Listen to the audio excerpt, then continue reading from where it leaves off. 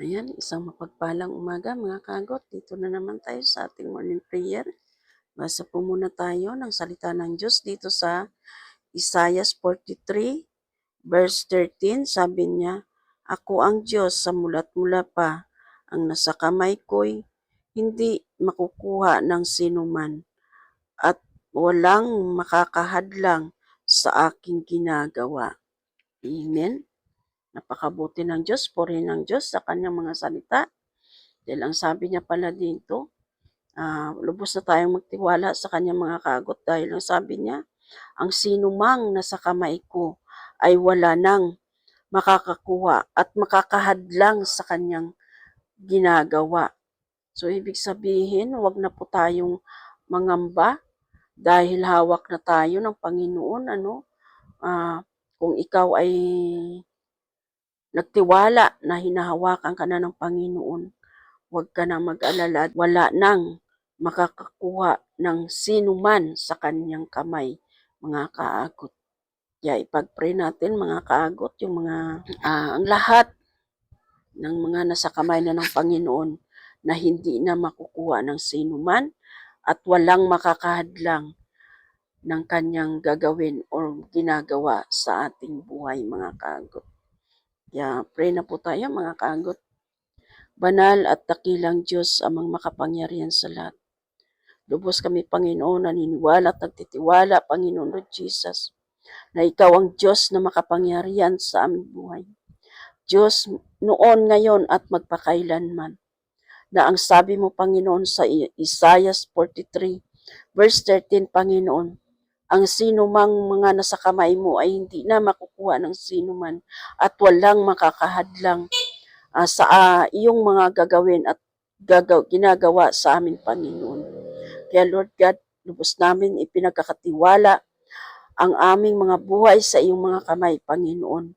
Na magtiwala lamang kami sa iyo, Panginoon, na ikaw ang Diyos na makapangyarihan, ang Diyos na nagbibigay ng lahat ng kasapatan sa aming buhay, Panginoon Lord.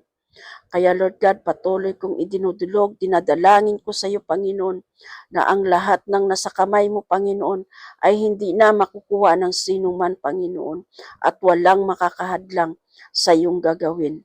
Patuloy niyo kami, Panginoon, turuan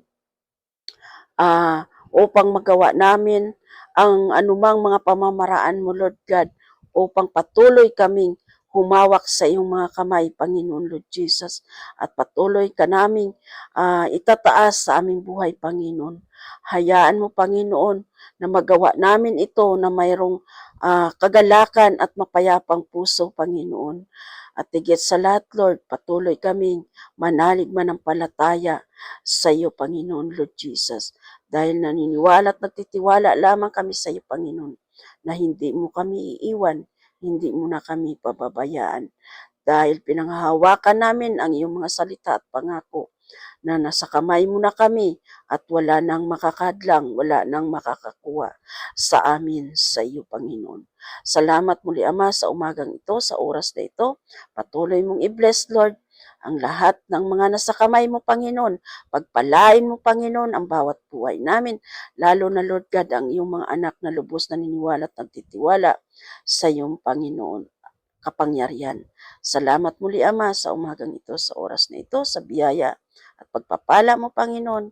Patuloy mo kaming iingatan at patnubayan ang lahat ng mga kagot ko, Panginoon. I-bless mo, Lord God, ang kanilang buhay, Panginoon, ang iyong malayang pag-iingat sa kanilang buhay at sa kanilang buong pamilya, Panginoon. Salamat, salamat, Panginoon, sa mga biyaya mo sa umagang ito. Thank you, Lord Jesus. In Jesus' name. Amen. Ayan, mga kagot, isang matagumpay na naman na ating morning prayer, mga kagot. Salamat sa mga salita na ating nabasa at napaglinayan sa umagang ito. Patuloy lamang tayo, mga kaagot, manalig manampalataya sa ating Diyos na buhay at makapangyarihan dahil siya lamang ang magbibigay ng lahat ng kasapatan sa ating buhay, mga kaagot. Huwag po tayong mawala ng pag-asa, mga kaagot. Patuloy tayong manalig manampalataya sa ating Panginoon. Walang imposible.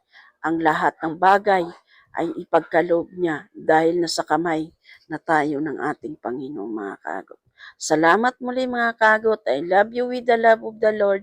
Bye!